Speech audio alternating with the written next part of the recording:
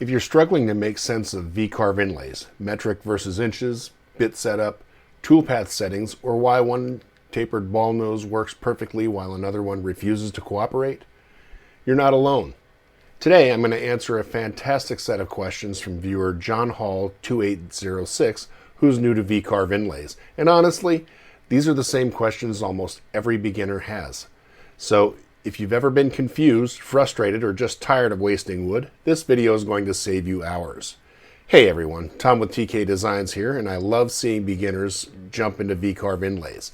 Today we're going to break down some of the really important fundamentals: unit conversions, bit setup, recommended depths of cut, troubleshooting tapered ball nose bits, and even the best order to watch my inlay videos so you're not bouncing all over the place. Let's get into it.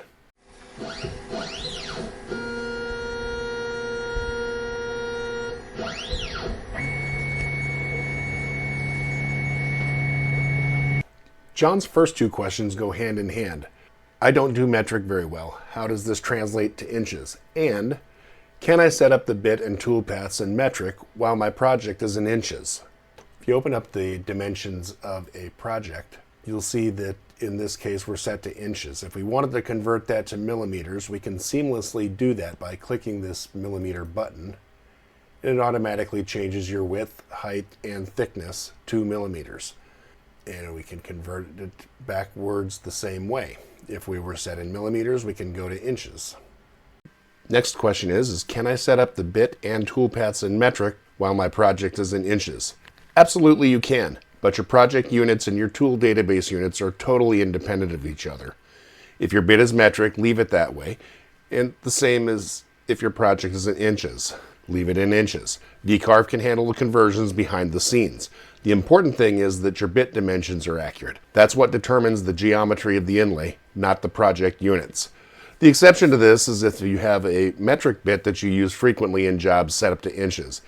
It can become a little bit confusing, so what I recommend is copying the tool, converting its parameters to inches, and then saving it as a new tool. I'll show you how to do that now. In V-carve, we'll go ahead and open up our tool database, and we'll find an example of a tapered ball nose bit. And this is a bit that's geometry is in millimeters. And what we can go ahead and do is go down here and we're going to copy the selected tool, and we can select the inches. And as we see here, it doesn't change from millimeters there, but we'll go ahead and create our settings.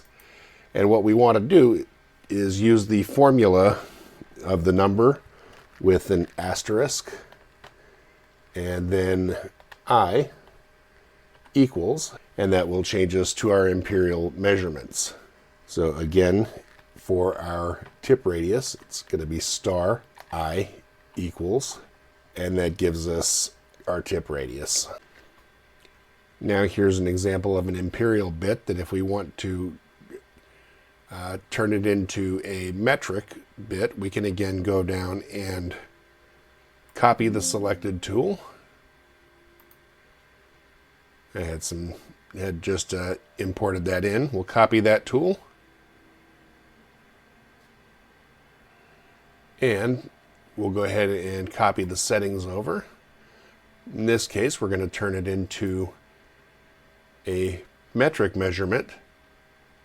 So what we're going to use for a formula this time is the number followed by star M equals,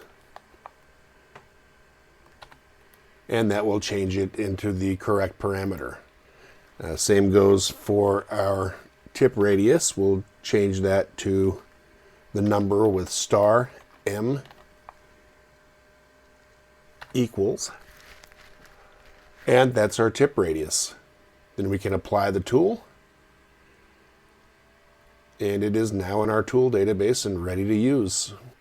John also asked about the SpeTool W01005 tapered ball nose bit. This, of course, is one of my favorite bits to use for V-carve inlays. I set my bit to 7.5 millimeters per pass, or about 0.295 inches at 1016 millimeters per minute, or which is approximately 40 inches per minute, with a plunge rate of 762 millimeters per minute, or 30 inch per minute for a plunge rate. This is entirely dependent on what type of CNC you have. If you have a ball screws and linear rails, these settings will be fine. If your CNC is using belts, your settings may be needed to reduce considerably.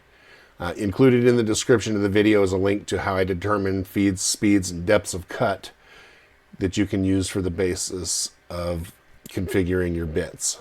Piece of advice is don't push it too deep per pass if you have a less sturdy CNC, and always use a clean, sharp bit when you're doing your V-carves. This next question is a great question. I have had a lot of trouble with the 1/32 inch radius SpeTool Tapered Ballnose Bit. Do you have any suggestions? My suggestion is to make sure that you have the tool correctly entered in your tool database. I had to search through my SpeTool tool database to find their offerings for imperial bits. The only 1/32 inch bit that I found in their database is the W01015, which is a 5.38 degree tapered ballnose bit. I've linked the tool database download page in the description of this video so that you can obtain the SpeTool database for yourself. For VCarve Inlay Toolpaths, convert the bit to a V-bit, double the side angle to give you your included angle. Determine your settings as described earlier in the video. John said he feels like he's jumping around between videos. Totally fair. I've created a brand new playlist named VCarve Inlay Toolpath Explained with the order I recommend for beginners.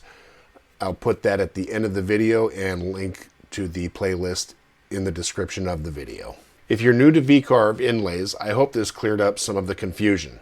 Drop your questions in the comments. I read every single one of them.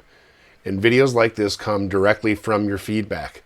If this helped you, hit the like, subscribe, and hype the video, and share it with someone who's struggling with inlays. Thanks for watching, and I'll see you in the next one.